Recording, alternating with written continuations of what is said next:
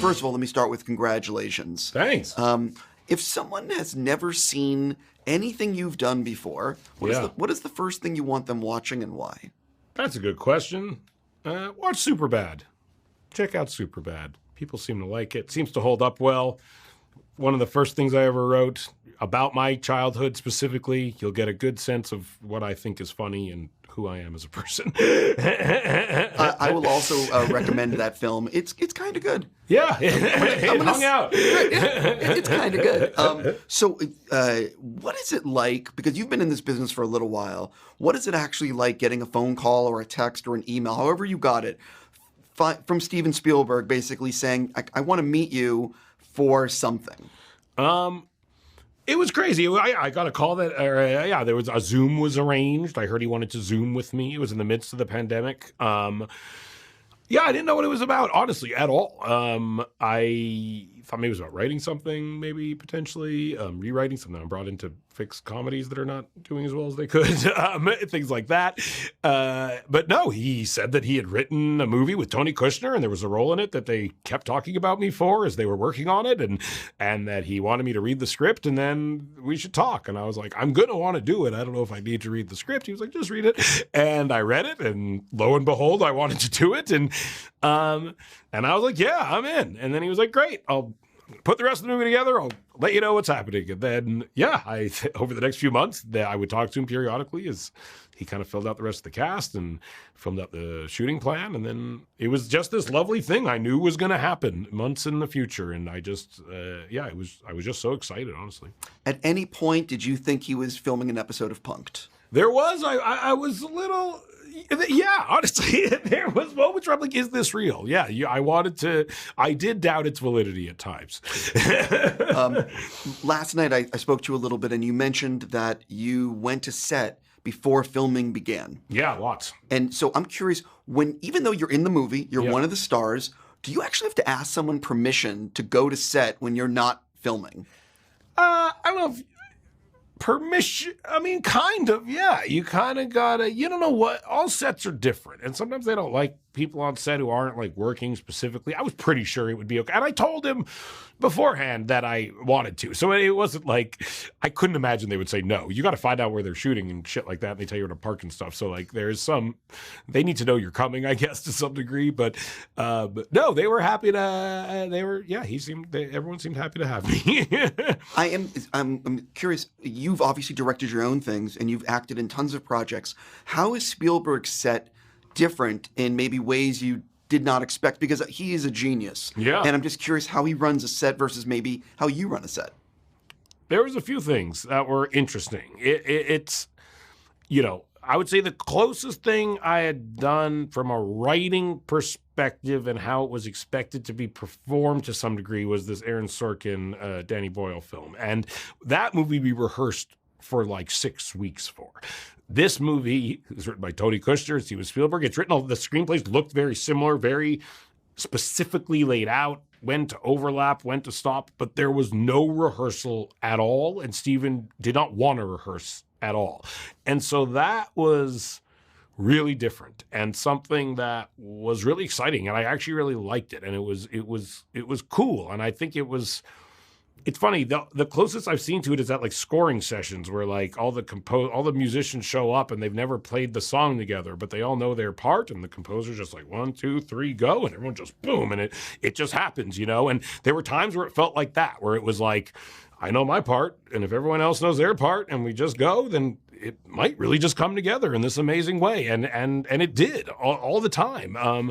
And so that was interesting, but to some degree, it's like watching, like I would assume like, so like Michael Jordan play basketball to a basketball player. And it's like, you can learn some things, but the overwhelming lesson you take away is like, he is not doing this in the same way most people are. And therefore there's a limit to what you can learn from it, like the speed and proficiency with which he could block and decide how to shoot the scenes. Like, it would take most people months of planning to do what he did in real time. And I would see him do it, where he would say, you stand here, you walk over here for this line, then we walk over here, and then you two walk out here, and then that's it. We start a 20 millimeter lens, we track over here, we cut on this line. Then pick it up, 30 millimeter lens, go behind you, walk over here, stop, cut on this line. Then for the last 3 lines, we bring you out in this camera, goes out that door, another camera picks you up, you go out the door. And it was just like, he was just like, what? Like, it's like, it was miraculous. Like, it was something that,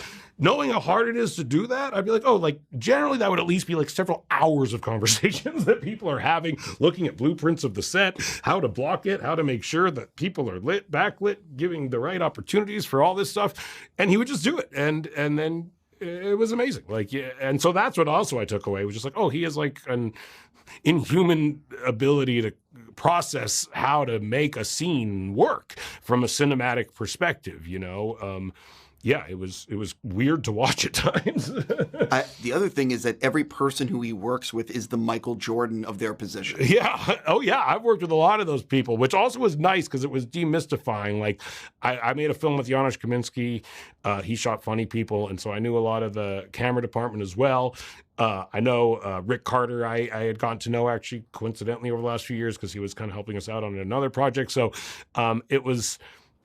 Yeah, they're all so good and great and friendly and funny, and it feels like you're getting invited to play on their team, kind of, because they all know each other so well. And yeah, and it is like a real camaraderie, and it does feel like at times like those scenes in the movie where it's like a bunch of kids making a movie. Like, that's what his sets kind of felt like at times. What is he like? What is Spielberg like when he is giving you notes on set? And is it, at any point, did you want to take out your phone and film him giving you notes? Because it's Steven Spielberg directing you. He didn't. What's funny is, like, I did not receive a lot of direction. I cannot, and he does not, he's not one of those directors who's like going out of his way to direct things that he doesn't, that he's happy with, and so, yeah, there were entire days where we would talk a lot, but none of it was about what I was doing from a performance standpoint. And so it was nice, honestly. Yeah, like, in a weird way, I honestly could not really, it was like logistical direction. Like, could you say the line here instead of here? Like, could you stop there and turn? Like, things like that. Could you hold the look because we push in a second longer and then say the line? Like, it was things like that. It was very like, it was a lot of, and I respond very well to that type of direction where it's like about how to make the shot work. It's not about like the emotionality of the scene or the subtext of the scene. It's literally like, you need to be standing in front of this light when you say that last line. Just make sure that by the time you get there, you're standing there, and like that's just as hard as anything, but it's good direction, yeah.